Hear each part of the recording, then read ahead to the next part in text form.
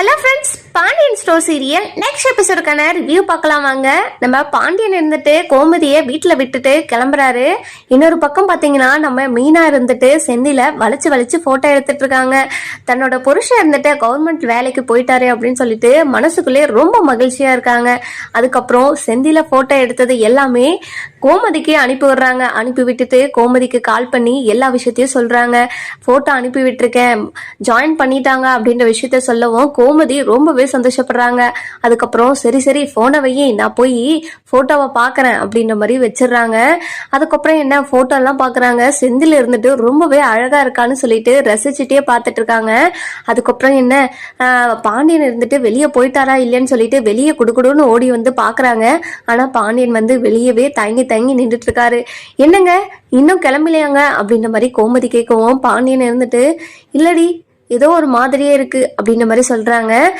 சரிங்க, நீங்க போகாததும் நல்லதுதான். செந்தில் இருந்துட்டு ஆஃபீஸ்ல ஜாயின் பண்ணிட்டாங்களாம்.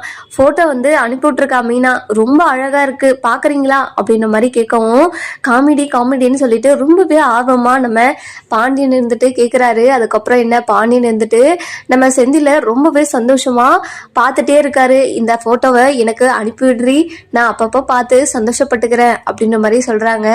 என்னங்க நீங்க இவ்வளோ பாசம் வச்சிருக்கீங்க, பசங்க கிட்ட அதை காட்டினா அவங்க சந்தோஷப்படுவாங்கல்ல. நீங்க எப்ப பாரு எரிஞ்சு விழுறதுனால தானே நம்ம மேல பாசமே இல்லைன்னு நினைச்சிட்டு இருக்காங்க.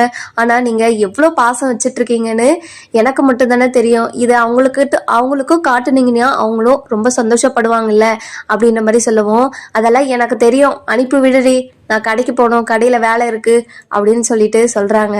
ஆனா இந்த மனுஷன் அப்படின்னு சொல்லிட்டு இழுத்துக்கிட்டே உள்ள போயிடுறாங்க. அதுக்கப்புறம் என்ன, மயில்கிட்டையும் ராஜுகிட்டையும் விஷயத்த சொல்லவும் ரெண்டு பேருமே ரொம்பவே சந்தோஷப்படுறாங்க. அதுக்கப்புறம் என்ன, நம்ம பாண்டியன் இருந்துட்டு கடைக்கு போயிடுறாரு. போன உடனே என்ன மாமா எங்க போயிட்டு வந்தீங்க அப்படின்னு சொல்லிட்டு பழனி கேட்கவும், இங்க பாருடா, வம்புல நீயே மாட்டிக்காத, கோவத்துல இருக்க, கம்முன்னு வேலையை பாரு அப்படின்ற மாதிரி சொல்லிடுறாங்க.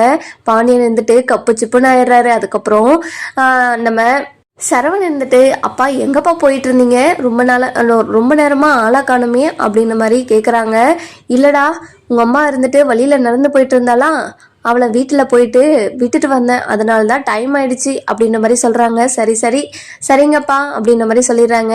அதுக்கப்புறம் என்ன, நம்ம செந்தில் இருந்துட்டு வேலையெல்லாம் முடிச்சுட்டு வீட்டுக்கு வராரு. வீட்டுக்கு வந்துட்டு அப்பா கிட்ட இதெல்லாம் சொல்லணும் அப்படின்னு சொல்லிட்டு ரொம்பவே ஆர்வமாக வராரு. நம்ம பாண்டியன் இருந்துட்டு செந்தில் கிட்ட நல்லா பேசுவாரா மாட்டாரான்னு சொல்லிட்டு நம்ம வர எபிசோட்ல பார்க்கலாம். இந்த வீடியோ உங்களுக்கு பிடிச்சிருந்தா லைக் பண்ணுங்க, சப்ஸ்கிரைப் பண்ணுங்க, மறக்காம பெல் ஐகானையும் கிளிக் பண்ணிக்கோங்க.